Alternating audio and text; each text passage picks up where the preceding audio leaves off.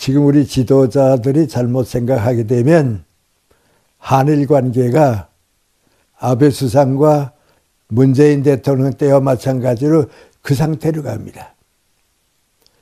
원수 갚을 거 다 갚고 은혜 갚을 거 다 갚고 그 다음에 보자.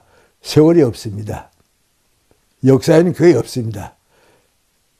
더 훌륭한 더 젊은이들을 위해서 미래 세대를 위해서 늙은이들이 양보해야 합니다.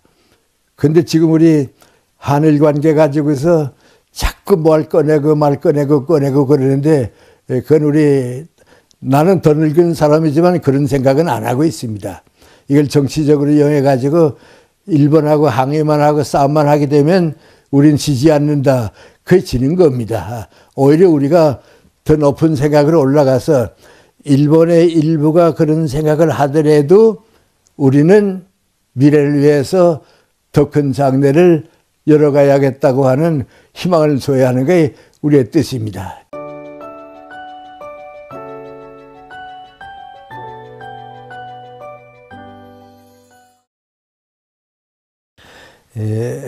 제가 지금까지 단편적으로 이런 얘기 저런 얘기 해왔습니다. 그런데 다 종합해 보면 우리가 한 생애를 살아가는 인생에도 세 단계가 있죠.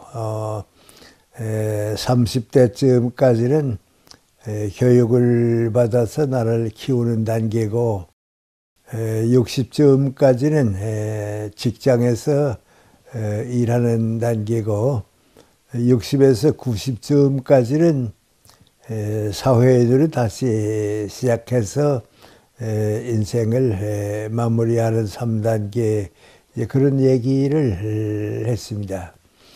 그 다음에 우리 정치도 그런 단계를 밟아오지 않았나 하는 생각을 합니다. 지난번 제가 말씀드릴 때는 그 처음 단계를 얘기했는데 예를 들어 말하면 대한민국이 출발하고 한 40년 동안은 정부, 권력이 국민을 지배하는 단계, 또 군사정권이 우리 국민을 이끌어오는 단계, 그래서 권력국가라고 할까요? 그런 단계를 한 40년 동안 보냈습니다. 그것이 이제 이승만 박사로부터 시작해서 전두환 대통령 정권까지로 이제 끝났고요.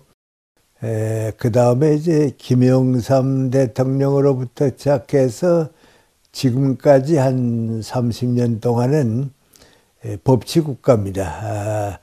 권력이 지배하지 않고 군대나 정권이 지배하지 않고 법 밑에 대통령도 제재를 받아야 하는 그런 그 법치국가를 지금까지 한 30년 살아왔습니다. 근데 그걸로 끝나는 건 아닙니다. 이제 법치국가가 지금 30년인데 앞으로 잘 되면 한 30년쯤 더 길어지게 되면 한 50년쯤 지난 다음에는 그것이 이제 질서국가로 옮아가야 완전히 선진국가가 되는 거고 세계에서 이제 가장 자랑스러운 나라가 되고 그렇습니다. 그런데 오늘은 이 경제도 개인의 경제 생활도 그렇습니다만은 우리나라 경제도 한 서너 단계를 거쳐서 성장해 가고 있다는 말씀을 이제 드리려고 생각합니다. 누구나 다 이제 어렸을 때는 젊었을 때는 별로 생각이 없이 삽니다. 그래서 농사를 짓는 사람은 농사를 짓고 또 바다에서 물고기를 잡는 사람은 어업을 하고 그러다가 이제 여러 해가 지나고 다른 나라에 가서 이런 나라 저런 나라들을 보게 되면 우리가 어떤 경제적인 위치에 있었구나 하는 것을 이제 그때야 보게 되는 겁니다. 제 경우도 그랬습니다.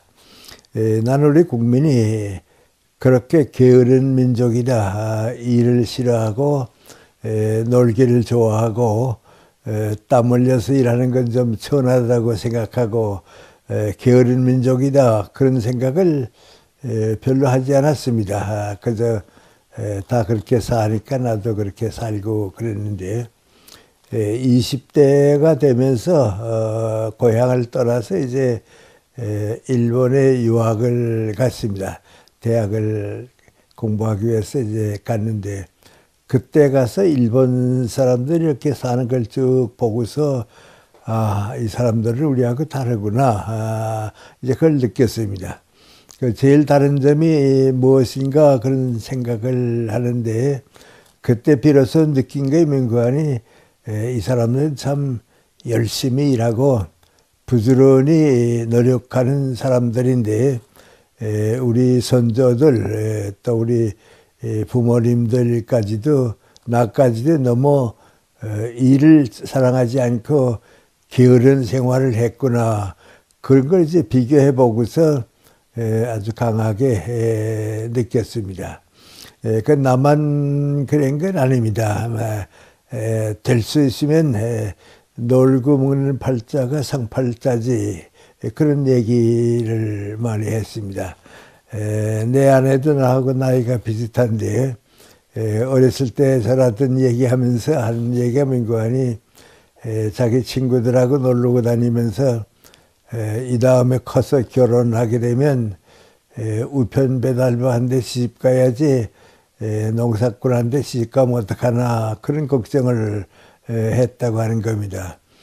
농사꾼 한 대 시집 가게 되면 땀 흘리고 일해야 하는데 그래도 우편 배달부 한 대 시집 가게 되면 남편이 돈 벌어다 주니까 나는 고생 안 하고 놀고 먹고 살 수 있을 것이다. 그런 생각입니다. 또 어른들도 그런 생각을 많이 했습니다.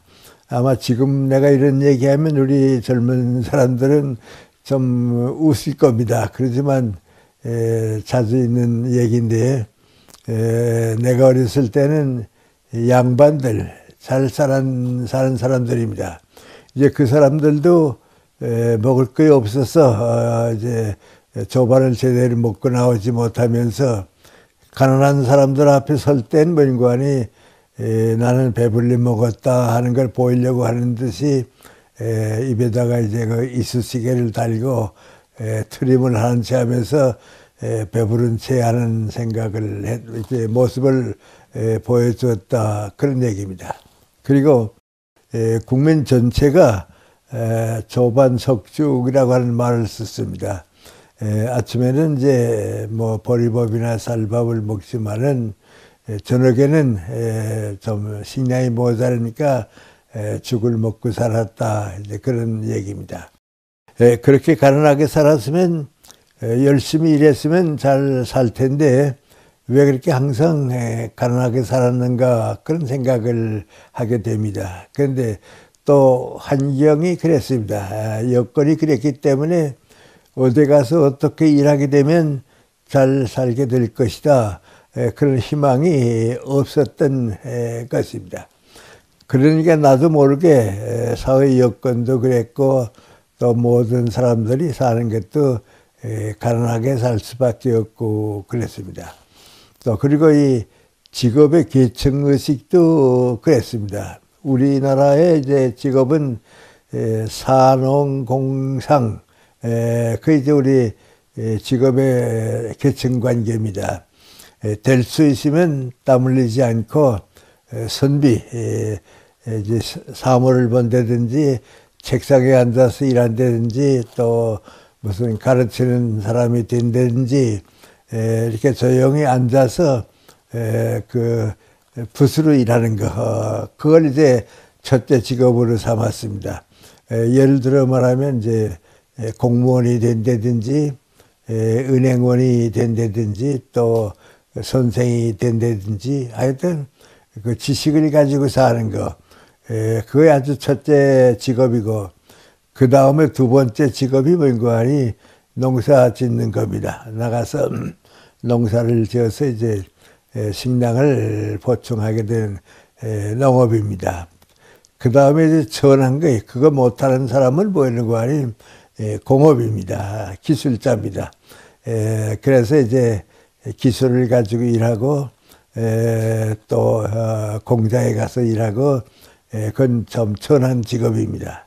그리고 이제 마지막에 상인데 장사인데 이게 장사는 윤리성이 없다고 해서 이제 비싸게 물건 팔려고 하고 남 속여서 내가 돈 벌려고 하는 걸로 해서 그 아주 못 사는 사람은 장사하고 그렇습니다. 근데 그런 생각이 옛날부터 있었습니다. 그래서 산업공상이라고 이렇게 얘기를 해 왔는데 내가 어렸을 때만 해도 그나도 뚜렷했습니다. 예를 들어 말하면 이제 선비 집안들입니다. 뱃을 했던 집안에서는 혼사를 하잖아요. 며느리를 맞아온다든지 사위를 맞아올 때에 장사꾼, 장사하는 사람은 그 좋아하지 않았습니다. 왜냐하면 천한 직업이라고 봤습니다. 또 장사를 해도 이제 가게를 가지고 앉아서 물건을 팔고 하면 또 좀 괜찮습니다. 이제 떠돌이 하면서 물건을 파는 사람들, 그나저 상인인, 장사하는 사람이다 하는 상인이면서 또 상인, 이제 그 높지 못한 사람들이다. 이제 그런 직업의식을 가지고 살아왔습니다. 그 아마 지금도 완전히 해소가 됐는가, 지금은 해소가 된 셈입니다. 그러나 솔직히 말하면 지방에 가거나 또 우리 좀 기성세대들, 나이 든 사람들은 아직도 그 생각을 가지고 있습니다. 내 제자 한 사람을 시골에서 충청도에 갔다가 만났습니다. 그런데 이제 그 집에서 손주 며느리를 구하게 되는데 두 가지를 봅니다. 하나는 사주팔자가 맞는가 안 맞는가 이제 그거 보는 겁니다. 다 운명론이 있었으니까요. 그리고 그 다음에 될 수 있었으면 장사하는 집 아들 딸들하고는 혼사를 안 했습니다. 왜냐하면 정직하지 못하다, 돈을 사랑한다, 또 이제 윤리성이 약하다, 이제 그렇게 살았습니다. 그러니까 이제 지도자 선비들로부터 시작해서 일반 서민들에게 이르기까지 부자가 되고 경제가 올라가고 잘 살 가능성은 없었습니다. 그러니까 참으로 게을렀습니다. 근데 나는 이제 자라는 것이 평양에서 한 8km쯤 떨어진 시골인데요. 우리 그 평양 부근에는 기독교가 좀 일찍 들어와서 같이 생활 가치가 조금 달랐습니다. 그래서 다 열심히 일하고 교회가 있고 그래서 괜찮은데 우리 6.25 전쟁 때 어머님이 이제 서울로 오셔서 같이 계셨습니다. 그런데 우리 서울 서대문에 살게 되는데요. 여기서 인천 쪽으로 좀 가게 되면 김포라고 있죠. 김포 가기 전에 고촌이라고 하는 아주 가까운 곳입니다. 김포공항 그 부근인데 거기에 이제 내 동생이 있었기 때문에 우리 어머님이 때때로 가지곤 했습니다. 갔다 와서 하시는 말씀이 뭐라고 얘기하는 거 아니 이상하다. 나는 서울 사람들이 우리 평안도 사람들보다 많이 이렇게 높은 줄 알았는데 가보니까 농사 짓고 가을에 추수가 끝나고 하게 되면 겨울에는 그렇게 술판을 벌리고 도박하고 놀러 다니고 그러더라고. 우리 평안도만도 못한 것 같더라. 그런 말씀을 하곤 했습니다. 하여튼 제가 이런 얘기 많이 하고 있습니다만은 정말 그 게으른 사람들이 살고 있고 이제 그랬습니다. 그러다가 이제 20대가 돼서 일본에 이제 공부를 하러 갔는데, 가서 이제 쭉 보니까요, 우리하고는 다릅니다. 한마디로 말하면 열심히 일하는 민족이로구나, 일을 사랑하는 민족이로구나, 그래서 강하게 느꼈습니다. 그래서 처음 느낀 게 민관이 이렇게 열심히 일하고 일을 사랑하는 민족이 게으른 우리 민족을 지배했구나, 뭐 할 수가 없구나, 그런 생각했습니다. 그리고 조금 미안한 말씀입니다만은 제가 이제 평양 부근에 사는데, 그 평양 부근에 농촌에 가게 되면 중국 사람들이 좀 농사를 짓고 살았습니다.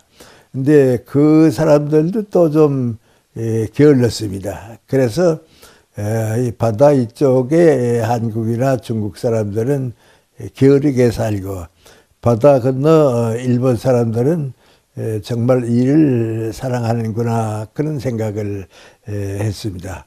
아마 지금 여러분이 일본 말로 살진 않습니다. 우리 시대는 이제 일제니까 일본 말로 살지 않았어요. 일본 사람들의 그 제일 많이 쓰는 인사가 뭔가 하니, 아침 인사는 반드시 일본 말로 오하요 고자이마스, 그리고 인사합니다. 이건 어른들과 애들과 똑같이 그 얘기하는데, 그러지 우리 말로 번역하게 되면 뭔가 하니, 이른 아침입니다, 좋은 아침입니다, 일찍 나오셨습니다, 그겁니다. 근데 그건 뭔가 하니, 일찍부터 일하러 나왔다, 일찍부터 함께 열심히 일하자, 그 뜻입니다. 근데 이제 우리 영어는 많이 써서 합니다만은, 영어 이제 그 모닝 뭐 그런 말이 있습니다. 서양 말들은 대단히 비슷하죠. 독일 사람들은 이제 그텐 모르겐 그럽니다. 그럼 인간이 우리 말로 말하면 좋은 아침입니다, 좋은 아침이 되십시오, 그건데, 일본 사람들의 인사가 오히려 뭔가니 아침부터 일찍 일하게 나왔습니다. 일찍 나와 있었습니다. 일을 하기 위해서 다 만났습니다. 인사가 그렇게 일을 사랑하는 겁니다. 그런데 그건 이제 지금으로부터 그러니까 한 80년 전이죠. 옛날 얘기죠. 그런데 그리고 한 40년 아마 지나서, 아마 한 50년 지나서입니다. 내 그 친구 가운데 의사가 있었습니다. 김하영 의사라고 아주 좋은 의사가 있었는데요. 이 의사의 그 부인이, 사모님이 건강이 좀 좋지 못해서 공기 맑은 데 가서 좀 이렇게 쉬는 것이 좋겠다 해서 내 친구 의사가 어디 그럴 만한 데 없는가 해서 지방에 가서 이제 의사 생활을 할까 하다가 어떻게 연락이 닿았습니다. 닿아서 일본에서 농촌이죠. 농촌 이제 보건소장으로 좀 와달라 하는 청을 받았습니다. 그래서 이제 일본에 가서 이제 의사 생활을 했는데요. 그건 내가 일본 공부 갔을 때보다는 한 20, 30년 세월이 지난 다음입니다.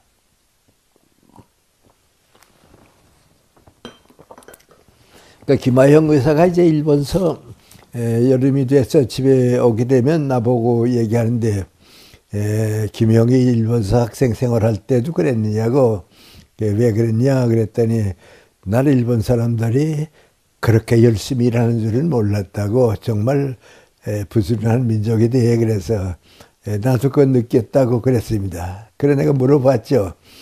그 사람들은 아마 태어날 때부터 어떻게 일을 사랑할 것 같다고 그랬더니 자기가 경험한 얘기를 합니다. 농촌에서 이제 보건소장을 하지 않아요? 하게 되면 이제 뭐 특별히 병원에 가는 이제 환자가 오면 보건소를 통해서 이제 병원으로 가고, 일단은 이제 보건소에 오게 됩니다. 그러니까 이제 농사 지는 사람들을 많이 만나는데 약을 줍니다. 기침을 낀다든지 감기가 온다든지, 그래서 이제 약을 주게 되면 일주일이나 혹은 2주일쯤, 열흘쯤 약을 먹으면 틀림없이 회복이 됐을 텐데 또 온다고 말이죠. 그래서 물어봅니다. 내가 하려는 대로 했냐고, 약 먹었냐고, 약 먹었다고. 그리고 쉬었느냐 그러면 대답을 잘 안 한단 말이죠. 내가 뭐라 그랬냐고. 약을 먹는 것보다도 편안히 쉬어야 감기가 낫는다고. 그럼 낫지 않는다. 그러니까 약은 편안히 쉬는 사람에게 효과가 있고 계속해서 일하게 되면 효과가 없다고. 그런데 왜 내가 약을 줬으면 약을 먹는 동안은 며칠이라도 쉬어야 할 거 아니냐고. 그냥 일하면 약 먹을 필요 없다고 좀 의사니까 말이죠. 그렇게 얘기합니다. 그러면 그 사람이 알겠다고 그리고 나가면서 하는 말이 뭔가 하니 농사꾼이 어떻게 노나, 농사꾼이 어떻게 쉬나. 그 얘기가 뭔가 하니 몸이 허락하면 일하게 되었지 어떻게 쉴 수가 있냐. 그래서 이 사람들 참 일을 사랑하는 사람이다.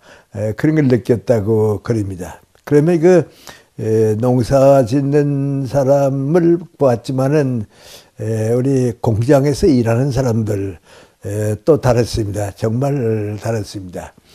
지금 우리가 이제 자동차를 많이 타지 않아요? 많이 타는데 한국서 만든 차나 일본서 만든 차나 미국서 만든 차나 성능이 다 비슷합니다. 뭐 이렇게 설계가 어떻다 하는 게 있고 좀 고급차가 있고 이제 수준 낮은 차가 있고 이건 있죠. 그러나 비슷한데 한때는 안 그랬습니다. 뭐 한때는 안 그랬어요. 왜냐하면 그 로봇을 가지고 이제 기계를 맞추고 하니까 지금은 다 비슷합니다. 근데 그때는 이제 손으로 전부 맞추는 때입니다. 하나하나 전부 이제 그러니까 공장에 지금은 10사람이 일하면 되지만 그때는 40명, 50명이 전부 이제 맞추는 겁니다. 근데 60년대에 이제 미국을 가봤는데요. 가보니까 미국 사람들이 이상하게 미국 차를 사질 않아요. 일본 차를 사요. 근데 그 왜 그러냐고 가만 보니까 그때는 이제 기계를 이제 사람이 만드는데 정성스럽게 만드는 자동차는 고장이 안 나요. 근데 정성스럽게 만들지 않은 차는 잔고장이 나거든요. 근데 일본서 온 차는 민관이 정성스럽게 만들었기 때문에 고장이 안 나는데 미국 사람들이 만든 차는 정성이 모자라기 때문에 자꾸 고장이 나고 그럽니다. 그래서 나도 정말 그럴까 하고 있었는데요. 내 딸들이 이제 미국에 사는데 내 막내딸을 이제 만나러 이제 가서 며칠 딸 집이니까 머물렀습니다. 근데 한번 미국 차를 타고서 밤에 나갔다가 집으로 돌아오는데 소나기가 쫙 하고 쏟아졌습니다. 근데 보니까 차에서 비가 새는 거예요. 물이 새는 거예요.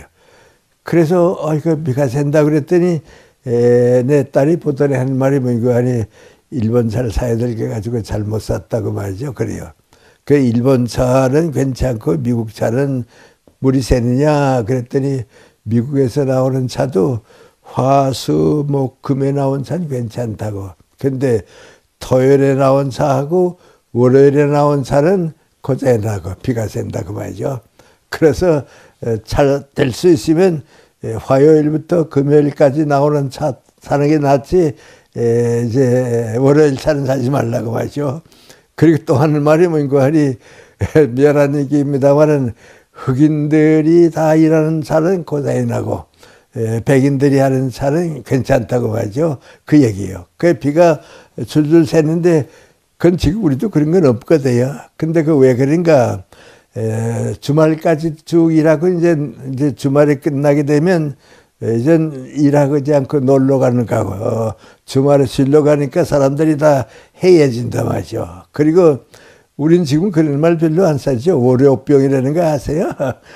토요일, 일요일 쉬고서 월요일 가서 일하게 되면 이제 기분이 흐트러지잖아요. 그때 만든 자동차는 또 비가 새고 이제 그렇습니다. 그래서 그때 내가 느낀 게 민관이 이게 일본 사람들이 저렇게 뭐든지 정성껏 만드는 겁니다. 그리고 그저 그 당시 여러분이 살아보시지 않았으니까 이제 그런데요. 나도 그랬고요. 내가 일본서 대학을 다니지 않았어요.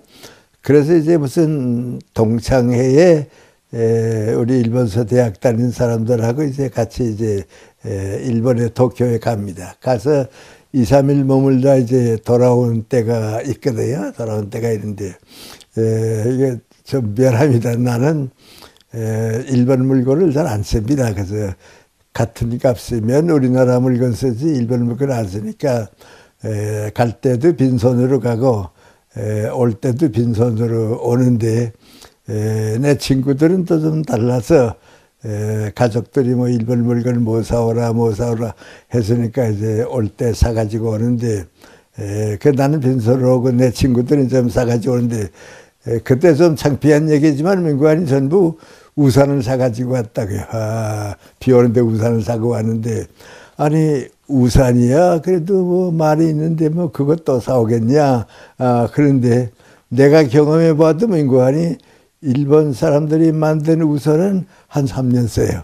근데 우리가 만든 우산은 1년 쓰기가 힘들어요. 그러니까 물건 하나를 만들어도 정성스럽게 만든 거 하고 그래서 뭐 쉽게 만든 거 하고 다르습니다. 아마 이런 얘기하면 여러분은 좀 웃을 거야. 그런 일도 웃을 건데요. 내가 이제 미국 같은 데 가서 이제 한 달 머문다 이제 좀 오래 머물게 됐잖아요. 그렇게 되면 미국 옷은 다 크고 맞질 않으니까 이제 와이셔츠 같은 걸 좀 여러 개를 사가지고 갑니다. 싸가면 우리 시청 앞에 소공동 있죠. 그 소공동 지하상가에 이제 와이셔츠 이제 만드는 데가 많이 있습니다. 거기 가서 이제 2벌, 3벌 사가지고 이제 미국에 이제 갑니다. 가게 되면 미국에 가면 이상하게 와이셔츠는 사이즈, 크기는 다 잘 맞아요. 근데 단추가 자꾸 떨어져요.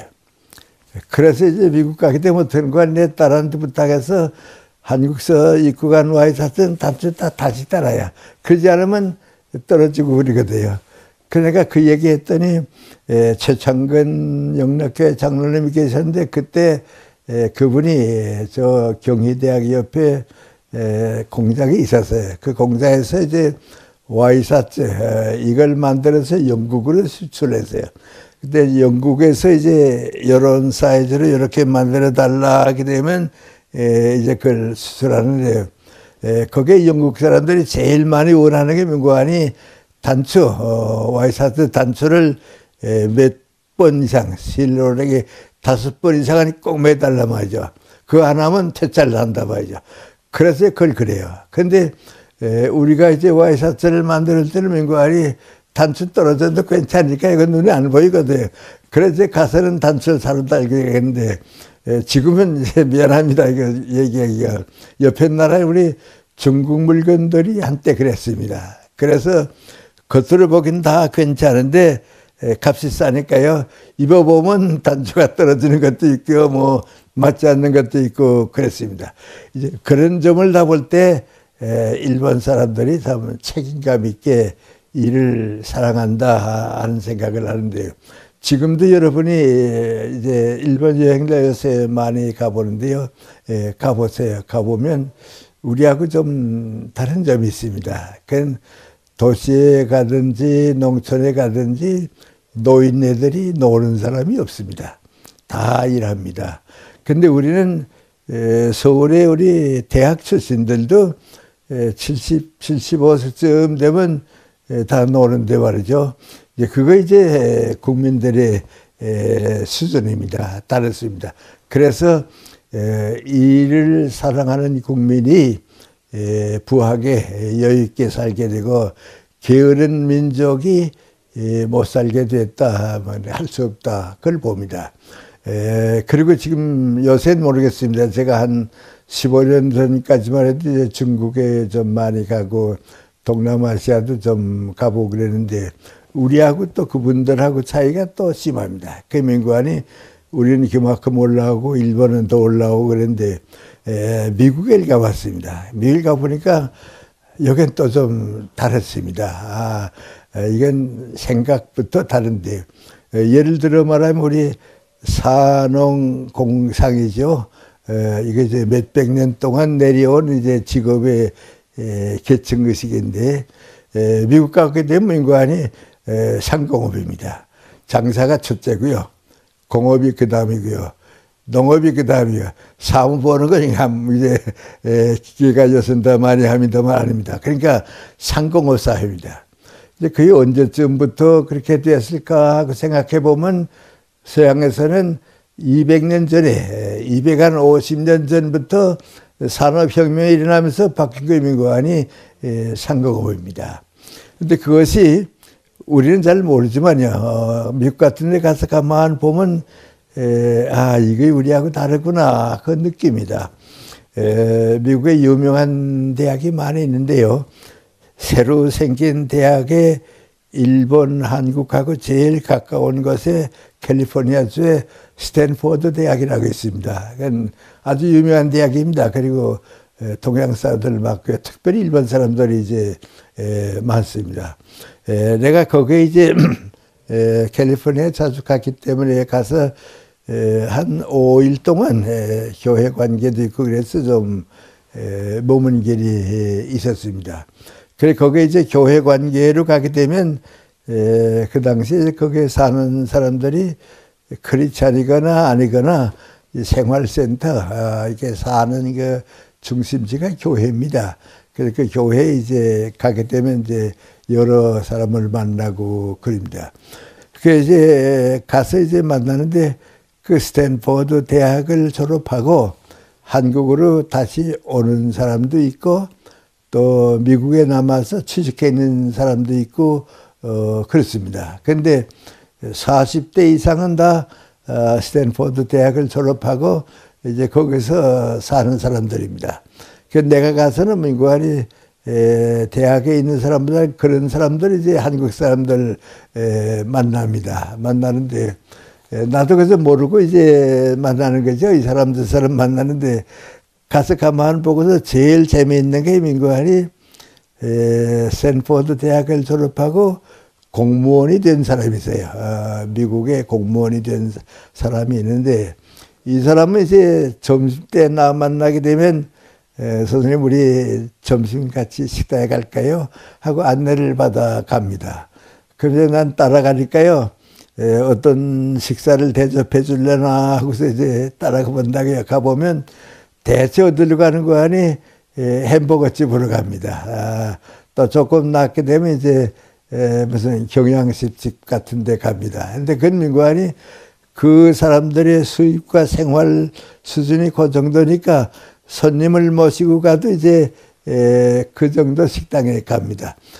우리 집으로 가면 이제 우리 식으로 말하면 자장면 간다든지 냉면집으로 간다든지 뭐 이제 그런 갑니다. 그래서 공무원이니까 그렇구나 그럽니다. 근데 조금 높은 사람들은 이제 어디 식사를 가게 되면 선생님 우리 오늘 중국집 한번 가볼까요? 그러기도 하고 또 이제 뭐 조금 수준 높은 식당에 가볼까요? 그리고 갑니다. 그러면 이제 그 사람의 수입이 많으니까 그런 사람들은 조금 이제 좋은 식당으로 이제 가게 되고 그럽니다. 근데 이런 사람들은 미국의 공무원이 아니고 기술자입니다. 공자이라든지 여기 이제 기술자들이 이제 그만큼 잘 사니까 그런 데 갑니다. 근데 이제 이따만큼 이제 만나게 된 어떤 이가 있던 거 아니 선생님 미국에 있으니까 이렇게 식사하지 서울은 좀 찾아가기 어려운데요. 우리 오래간만에 불란서 식당에 한번 가볼까요? 그럽니다. 그러든지 아주 고급스러운 일본 식당에 한번 가볼까요? 가봅니다. 그러니까 이제 우리식으로 말하면 이제 제일 높은 식당에 가는데 이 사람들은 기술자가 아니고 누구 아니 장사하는 사람들입니다. 큰 회사의 상인들입니다. 그러니까 거기 가만 가보면 좀 나도 점점 이상하지만 말이죠. 그래 에파논이다 장사하는 사람이다 하면 좋은 대접받고요. 기술자다 하면 그 다음이고요. 공무원이다 하면 그 다음입니다. 그러니까 상공업이죠. 상업, 공업, 그 다음에 이제 선비죠. 그러니까 직업의식이 다르습니다. 그리고 이제 그 사람들 만나서 이제 번호한 사람 만나서 이제 물어보게 되면 1년에 8개월쯤 이제 아시아나 이제 유럽으로 이제 물건 팔러 가고 이제 그러잖아요. 그걸 이제 가고서는 넉 달 동안은 쉽니다. 왜냐하면 애국에 여행하고 뭐 그러니까 이제 자유롭지 못하니까 말이죠. 줍니다. 거긴 내가 시애틀 밑에 다코마라고 하는 곳인데 거기도 한국 사람들 많이 삽니다. 근데 거기 가서 이제 만나보게 되면 큰 회사의 판원들은 나가 다닐 때도 아주 고급 호텔에 머물고요. 그렇습니다. 그 대신 1년에 한 8개월 나가고 한 4개월은 쉬고 그럽니다. 그러니까 우리하고 그 직업 계층이 완전히 다릅니다. 그리고 이제 미국 가서 쭉 살아보게 되면 아, 여기가 또 일본하고는 또 다르다 그 느낌입니다. 일본은 열심히 일해서 내가 번 돈은 내 겁니다. 내가 가지고 살면 되고요. 또 그만큼 많이 열심히 한 것은 나와 내 가정을 위해서 도움이 되니까 이제 열심히 하는데 미국 사회 가만 가보게 되면 기회가 이제 많고 그러죠. 또 이제 경제 스케일이 크니까 그렇죠. 그게 아니고 열심히 일해서 번 돈을 가지고 그걸 사회가 공유하는 사회, 나누어 가지는 사회. 그게 아주 미국 가보게 되면 이제 뚜렷합니다. 그러니까 게으른 민족은 못 살게 돼 있고요. 일을 사랑하는 민족은 나와 내 가정이 행복하게 살게 돼 있고요. 경제적인 혜택을 사회가 함께 가질 수 있는 사회가 쭉 되게 되면 그 사회는 어떤가 나라 전체가 부하게 삽니다. 그래서 제가 이 3단계 인생이다. 마찬가지로 경제도 이제 3단계가 된다 하는 얘기입니다. 그럼 이제 우리는 이제 어떤 단계인가 이제 그런 생각을 하게 되고요. 앞으로는 이제 어떤 경제 단계가 와야겠는가 하는 생각을 이제 해보게 됩니다. 그런데 이제 미국의 경우를 이제 조금 남겨두고요. 우리보다 가까운 일본하고의 단계, 이제 그 단계에서 이제 미국이나 구라파 단계까지 올라간 조금 후에 다시 얘기하고요. 그럼 그동안 우리는 어떻게 살았는가? 그게 문제입니다. 정말 미안하지만 우리는 이제 게으르게 살았는데요. 언제쯤이 게으른 국민성을 극복했는가? 우리도 게으른 민족이다 하는 얘기를 듣지 않고요. 열심히 일하는 단계가 언제쯤 왔는가 그런 생각을 해보게 됩니다. 또 이건 이제 여러분은 이제 나같이 오래 살지 못했으니까 비교할 단계가 없지만 나는 이제 뭐 어렸을 때부터 거의 지금까지 이제 경험해 보니까 언제쯤 우리가 게으름을 벗어나서 열심히 일하는 단계가 됐는가 이제 이게 제일 중요한 문제입니다. 좀 미안합니다만 이건 이제 나같이 직접 체험한 사람이 어떻게 얘기할까요? 경제학자들보다 낫습니다. 왜냐하면 나는 살아봤으니까 말이죠. 나는 살아봤으니까요.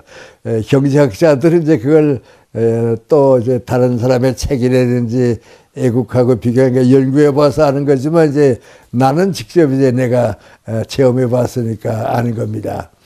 그래서 6.25 전쟁이 났는데 이건 우리 역사에서 제일 그 어려운 때입니다. 우리 국민이 제가 살아온 그 경험에서 쭉 보면 제일 힘든 때가 언젠가 하니 3.1운동 때입니다. 그때는 정말 너무 비극적이었습니다. 그 다음 두 번째는 6.25 전쟁입니다. 그때입니다. 그런데 이제 생각해 보니까요. 3.1운동 때에 우리 민족이 다시 깨어났습니다. 그래서 제가 그런 얘기 자주 하죠. 대한민국이라고 하는 큰 나무에 지금 우리가 살고 있는데 밑동부터 아래까지는 보입니다. 그러나 뿌리는 보이지 않습니다. 그럼 그 대한민국의 뿌리가 언제 어디서 자랐는가 그렇게 보면 3.1운동 때 자랐습니다. 그때 자란 것이 이제 나무가 돼서 올라올 때가 해방되고 대한민국이 되고 그런데 그 뿌리는 그때부터 됐습니다.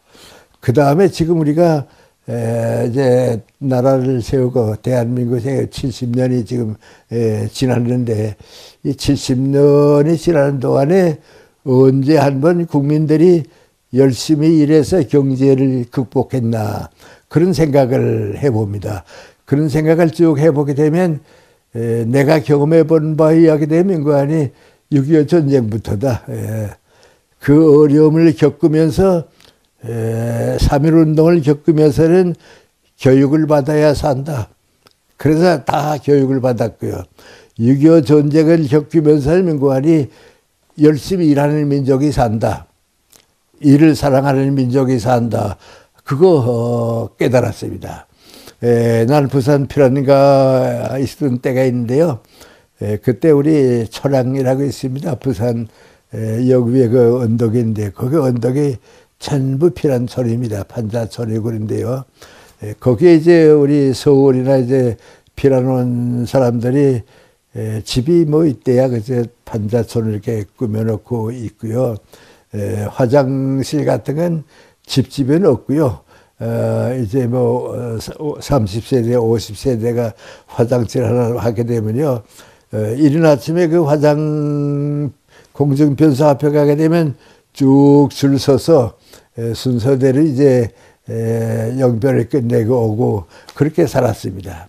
그런데 어느 불란서의 기자가 그걸 봤습니다. 가보고서 불란서에 가서 뭐라고 이제 보고했는고 하니 한국 사람들이 지금 부산에 피난 와서 피라고 고달프게 사는데 절대로 절망하는 민족이 아니라고 장래가 있다고. 왜 그러냐.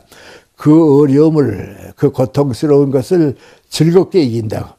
여유 있게 이긴다고. 그러면서 그때 제일 놀란 게 민국안이 어린애 하나 얻고 어린애 하나 설maq 이끌고 또 여기에 또 보따리 하나 들고 그리고 높은 산을 그 언덕을 오르내리면서 사는데 희망이 있고 웃으면서 살고 위로해주면서 산다고 그랬습니다. 그게 피란 생활입니다. 저도 이제 그때 그런 생활을 했는데요. 그때 우리 민족이 일을 사랑하는 용기를 가지게 됐습니다. 그리고 제가 좀 미안하지만 내가 산 경험을 이제 얘기하는데요. 저는 그때 부산 피란 가서 대연동에 있었습니다. 저 이제 해운대로 가는 도중이죠. 거기에 그 대연동이라고 있는데요. 대연동 이제 그 뒤에 가게 되면 연못이 그때 꽤 컸습니다. 큰 연못이 이제 있고 이제 그 밑에 대연교회라고 장로교회가 있었는데요.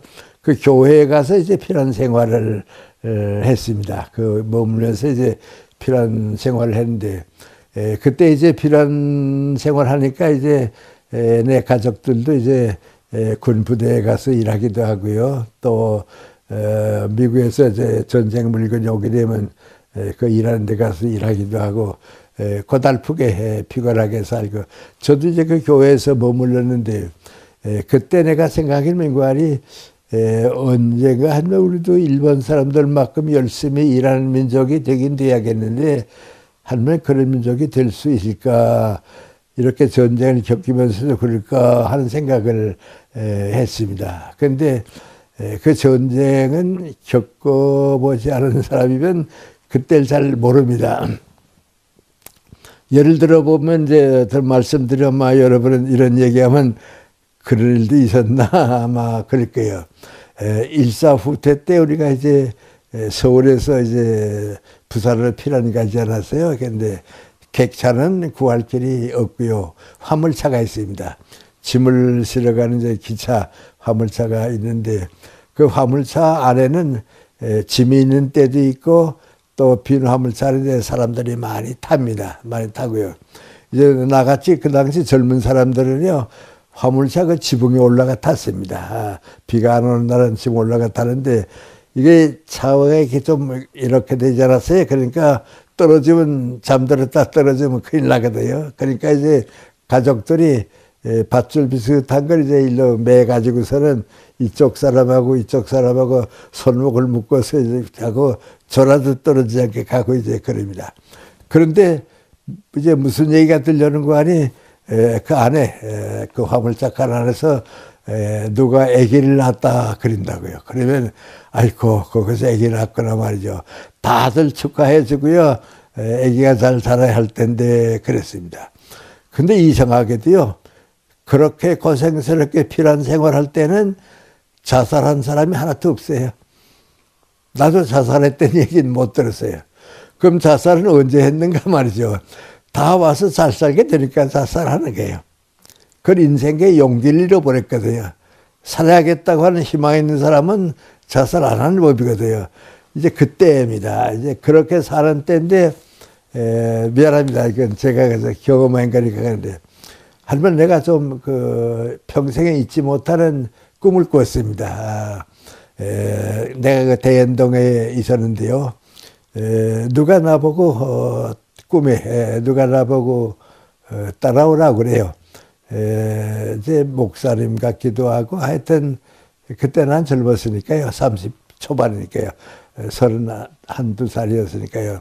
한 40, 50대 되는 점잖은 사람이 따라오라고 그래서 따라갔더니 그 대연동 연못 호수가 이렇게 쭉 있는데요.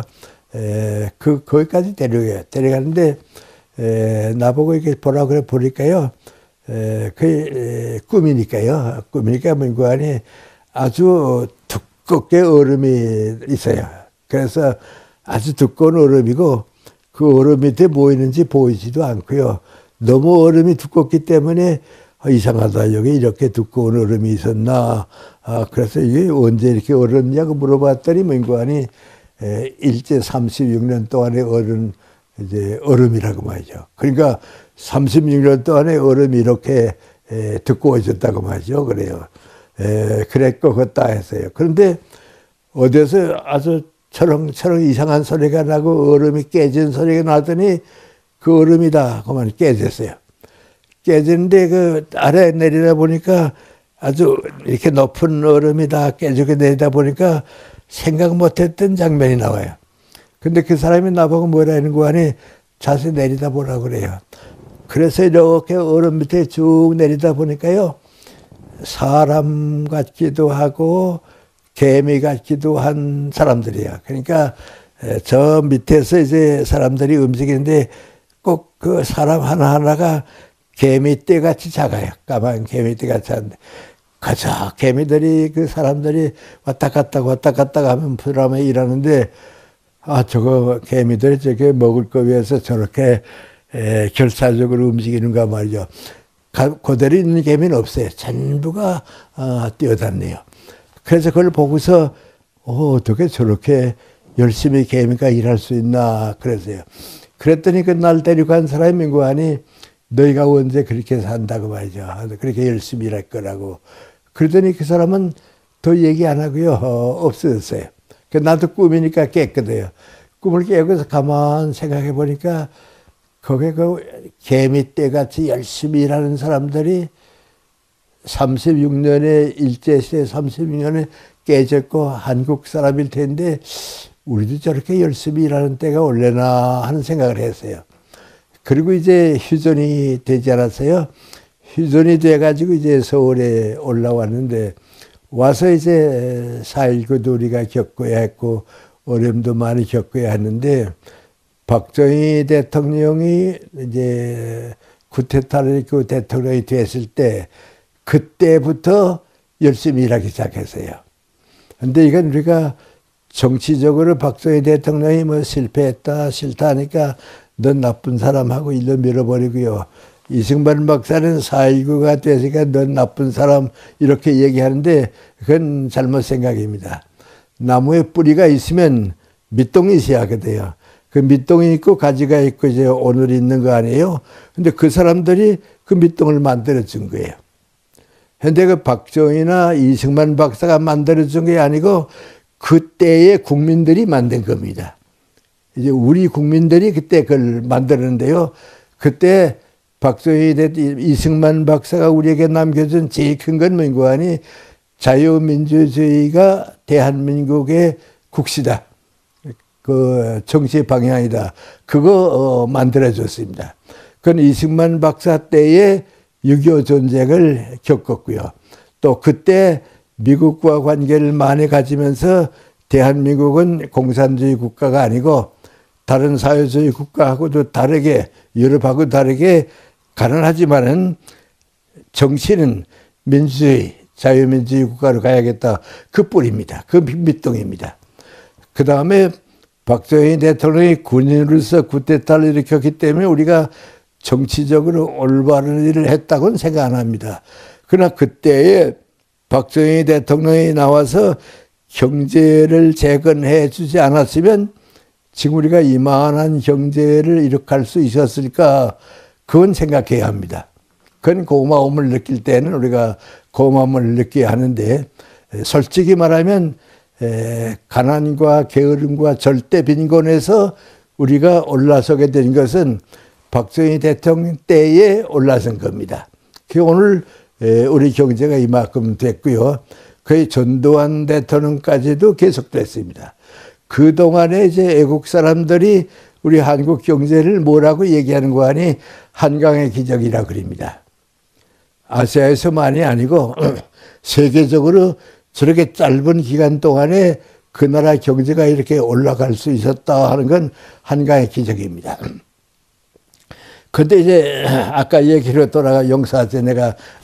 내가 살았으니까 내 얘기인데, 그때 내가 그 꿈을 꾸고서 몇십 년 동안 쭉 지나고서 그날 밤 내가 꿈에 개미떼 같이 열심히 일하는 사람들, 뭐 앞뒤를 가리지 않고 왔다 갔다 하면서 일하는 사람들이 봤는데, 저렇게 열심히 일하는 사회가 있는가 하고 봤더니 우리가 그렇게 됐습니다. 그 이제 박정희 대통령 때 그랬는데, 그럼 박정희 대통령이 정치는 실패했다고 보고 또 실패한 사람인데 왜 경제를 이렇게 살려주었는가? 두 가지 이유가 있습니다.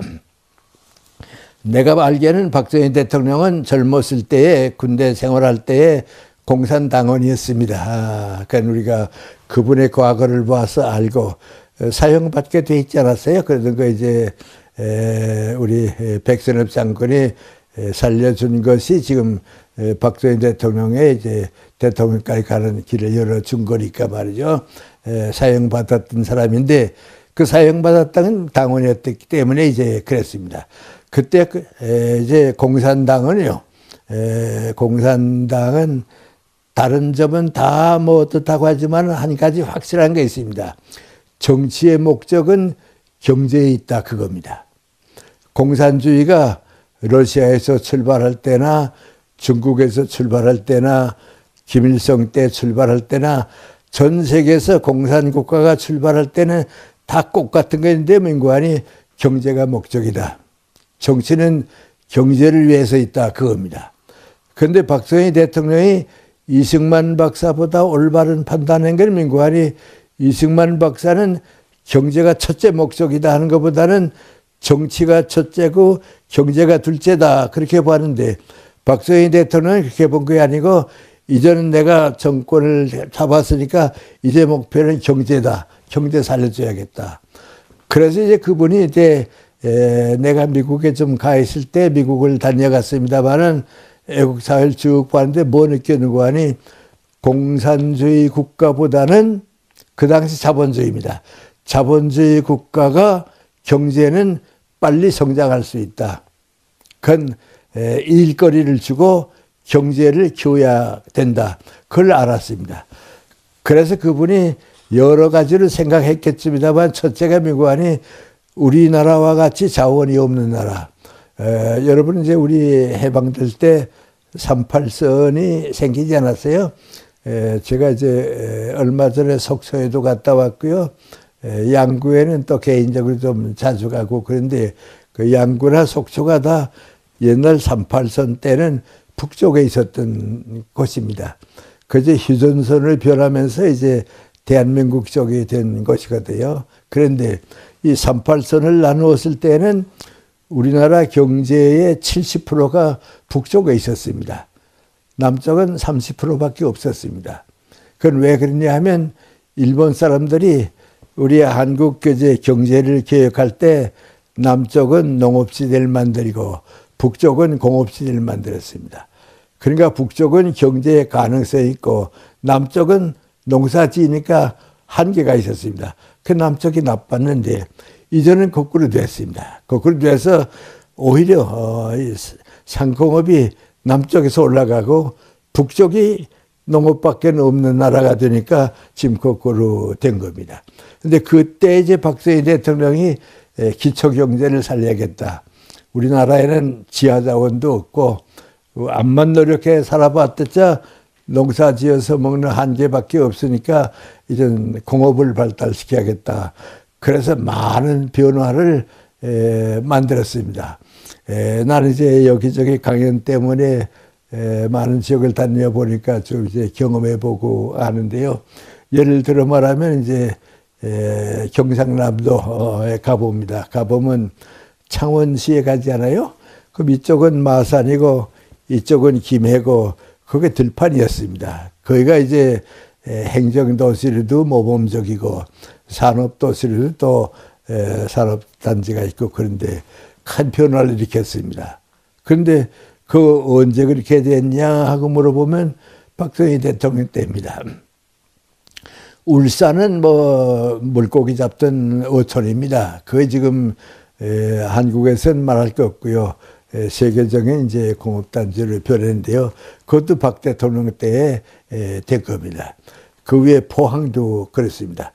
포철이 생길 때 일본 사람들이 저거 잘 해낼 수 있을까 하고 있었는데 포철이 생겨가지고 쭉 올라가면서 일본의 제철회사가 둘인데요. 둘 다 피해를 볼 정도로 올라가고 그랬습니다. 부산은 뭐 말할 것도 없고요. 그렇습니다. 충청도 같은 데도 그렇습니다. 예당 호수를 만들어서 그 일대는 이제 가뭄을 모르고 농사 짓게 하고요. 바닷가에 나가서 서산에 가게 되면 우리나라 최초의 이제 화력발전소가 생기고요. 우리 강원도에 가게 되면 이제 저수지요. 그 댐을 만들어 가지고서 기반을 만들어 주고요. 그렇게 되니까 이제 공장이 생기고 회사가 생기고 그러니까 온 국민이 움직이게 됐습니다.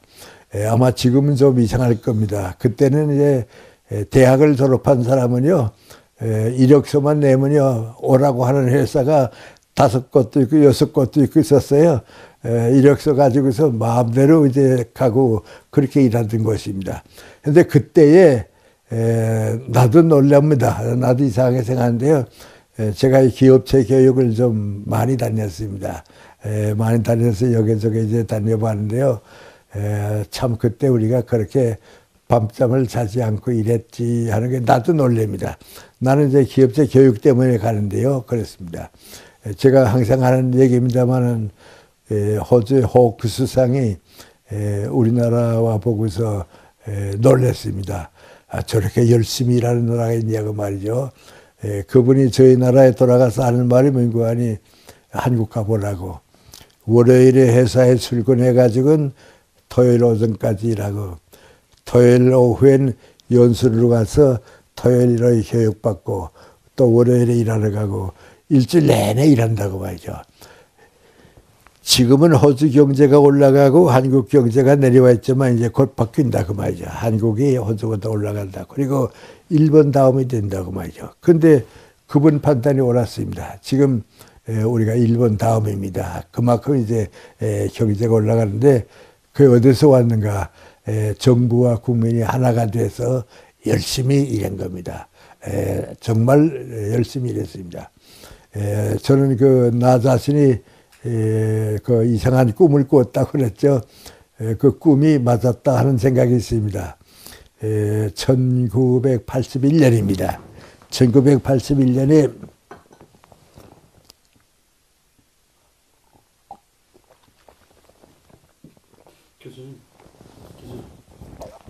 우리나라 서울대학 사회학과의 교수님들이 한국인의 의식구조를 조사한 길이 있습니다. 이걸 이제 10년만큼 한 번씩 하는데요. 그해 조사한 그 의식구조 항목 가운데 하나가 민구하니 국민들에게 이제 물어본 겁니다.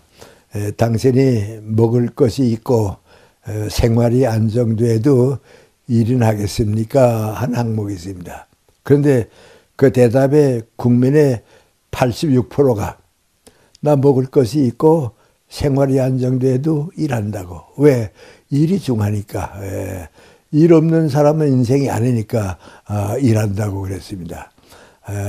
그때 내가 뭘 느꼈는가 하니 그때 내가 부산 피란 가서 꿈을 꾸었더니 그게 바로 지금이로구나 말이죠.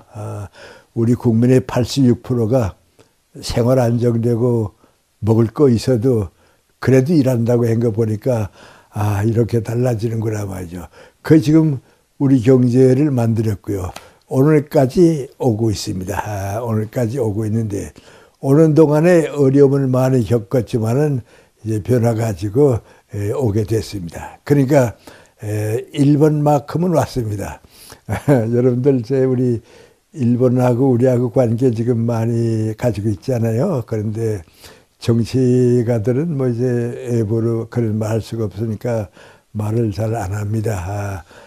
솔직히 얘기하면 일본 아베 수상 때하고 우리 문재인 대통령 때하고 한일 관계는 대단히 잘못했습니다. 후퇴시켰습니다. 그 두 분 지도자가 한일 관계를 이렇게 만들지 않았다고 하면 우리 경제도 많이 올라갔고 일본하고 우리하고 관계도 많이 좋아졌을 텐데 두 분 다 잘못 생각한 겁니다. 그런데 일본 아베 수상은 일본 정치가들 가운데서도 국수수자입니다. 일본 먼저 생각하고 아시아 생각하고 일본 먼저 위하고 그 다음에 이제 한국 생각하고 그런 사람입니다. 그런데 아베가 제일 걱정하는 게 민구안이 한국이 저렇게 빨리 자라는 걸 보니까 얼마 안 되게 되면 우리보다 앞서겠다. 오히려 우리보다 더 잘 사는 나라가 될지 모르겠다. 그래서 경계합니다. 그런데 그 세대 그런 생각을 가진 사람들이 많이 있습니다. 그래서 기회만 있으면 한국하고 관계만 있으면 어떻게 되는 거 아니 눌러야겠다 말이에요. 경제적으로 눌러야겠다. 그랬습니다.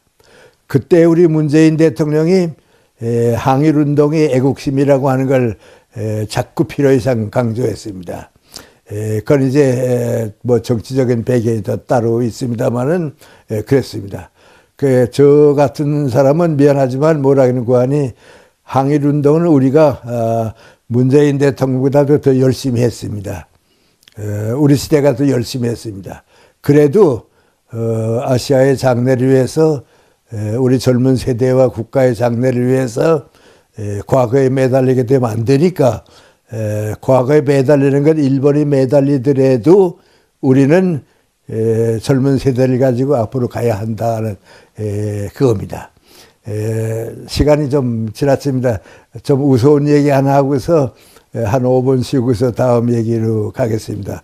이건 내가 왜 얘기하냐면 우리 한일 관계가 이렇게 되고 있다 하는 걸 좀 비유로 여러분 젊은 세대들에게 말씀드리고 싶어서 하는 얘기입니다. 내 제자 한 사람이 있었는데요. 오래전에 내 제자하고 이제 고향, 그 제자의 고향입니다. 군산 충청도 이제 그쪽인데요.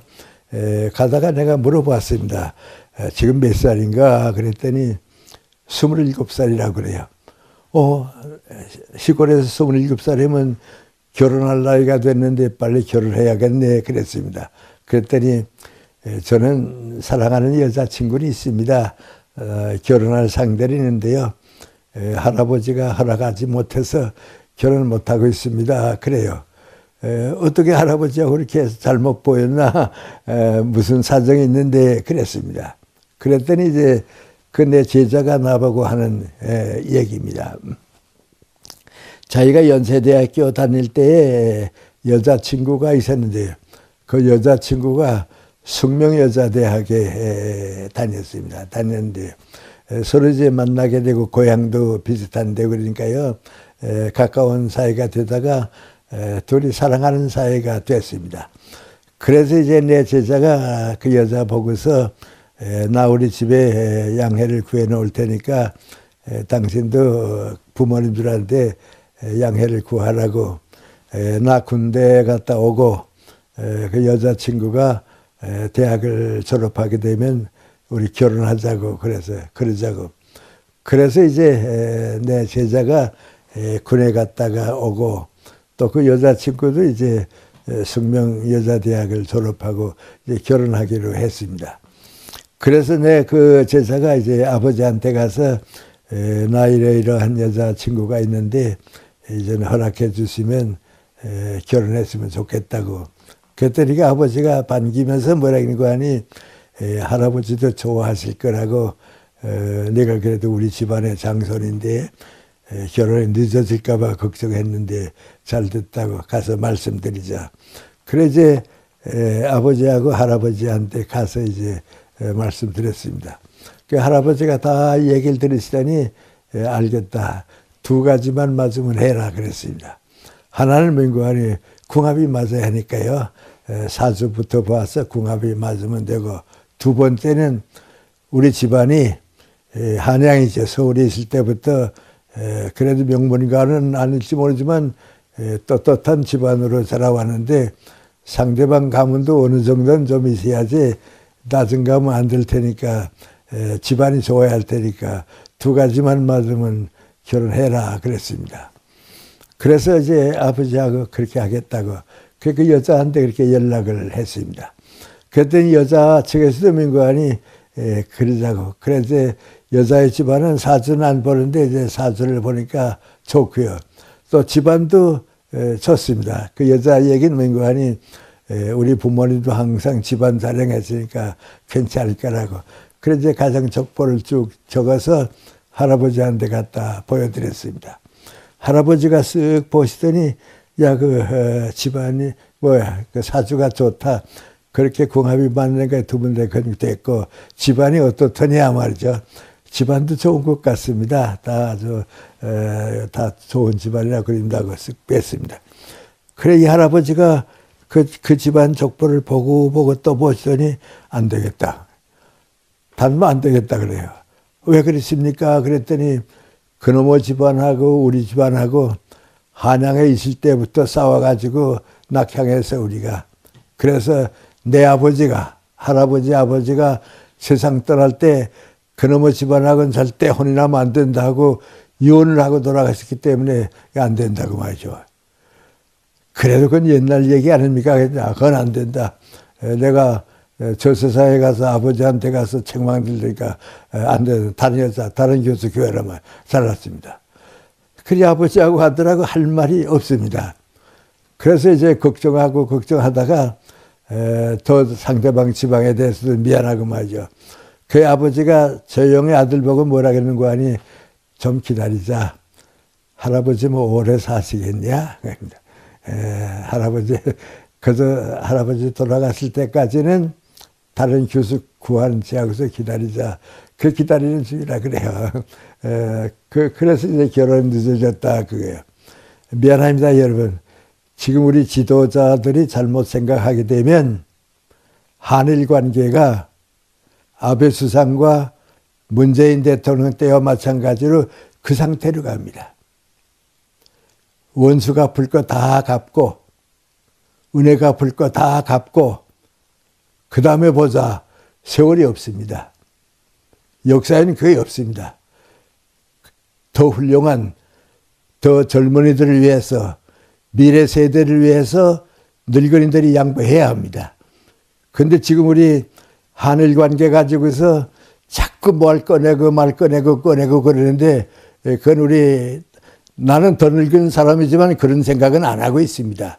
이걸 정치적으로 이용해가지고 일본하고 항의만 하고 싸움만 하게 되면 우린 지지 않는다. 그게 지는 겁니다. 오히려 우리가 더 높은 생각으로 올라가서 일본의 일부가 그런 생각을 하더라도 우리는 미래를 위해서 더 큰 장래를 열어가야겠다고 하는 희망을 줘야 하는 게 우리의 뜻입니다. 그래서 이제 2단계까지 우리가 이제 왔으니까요. 이제 또 한 단계 올라가야 하는데 그 민구안이 제3단계입니다. 이제는 일본만큼 올라왔는데요. 그 다음 이제 미국만큼 올라가려고 하면 어떤 일이 있어야겠는가, 그 생각을 우리가 해야겠습니다. 아무래도 한 5분 쉬는 게 좋겠죠. 잠시 좀 기지개도 하고요. 팔도 좀 움직여 보고요. 한 5분 쉬고서 다시 말씀을 내가 계속하도록 하겠습니다. 고맙습니다.